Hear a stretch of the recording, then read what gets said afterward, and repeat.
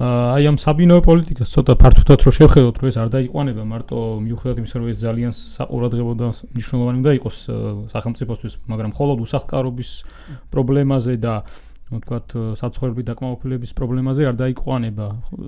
შევხედოთ ზოგადად აი უძრავი ქონების ბაზარს ჩვენს ქვეყანაში 10 წლების მანძილზე როგორ მიმდინარეობს. ერთი მხრივ გვაქვს ხო რაღაც მშენებლობების ბუმი, ნუ განსაკუთრებით თბილისსა და ბათუმში. შენდება უამრავი საცხოვრებელი კორპუსი და ხშირ შემთხვევაში შენ წეგან საუბრობდი, ნანო ხდება ეს რაღაც საზოგადოებრივი სივრცეების, საზოგადოებრივი სიკეთეების, ასე ვთქვათ, გვერდზე გაწევის და ამ პირდაპირ მნიშვნელობით ამ სივრცეების ექსპლუატაციის და მითვისების ხარჯზე.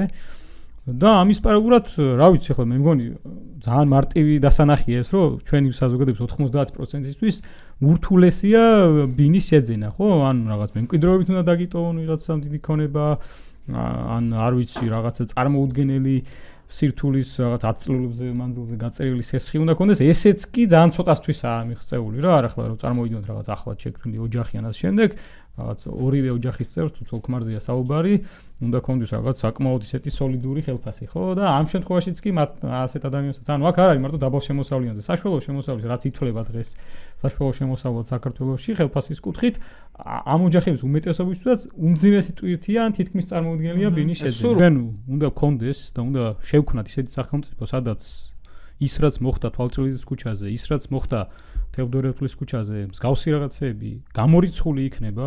უნდა შევქმნათ სახელმწიფო, სადაც დევნილები, ეკომიგრანტები, სხვა ჩაგრული ჯგუფები ამდენი წლის მანძილზე არ იქნებიან სახელმწიფოს მიტოვებული, სადაც ზამირკვეკვესერის ნაირი შემთხვევა აღარ მოხდება და ეს იქნება უკანასკნელი, სადაც ადამიანებს არ მოუწევთ და არ ექნებათ განცდა, რომ სახელმწიფო მათთვის არ არსებობს და პროტესტი ასეთი ფორმის გამოხატვა არ მოუწევთ. უნდა შევქმნათ სახელმწიფო, სადაც ნებისმიერ ადამიანს, ნებისმიერ ოჯახს ექნება განცდა, რომ მას შეუძლია და აქვს შესაძლებლობა თავისი შრომით, თავისი სამსახურით და შემოსავლით მიიღოს და იყიდოს, შეიძინოს სხვადასხვა ფორმებით მოხდეს უზრუნველყოფა მისი საცხოვრებლისა და მშვიდად ცხოვრების განცდა კონდეს, ხო? იმიტომ რომ ღირსეული საცხოვრებელი ეს არის ბაზისური უფლება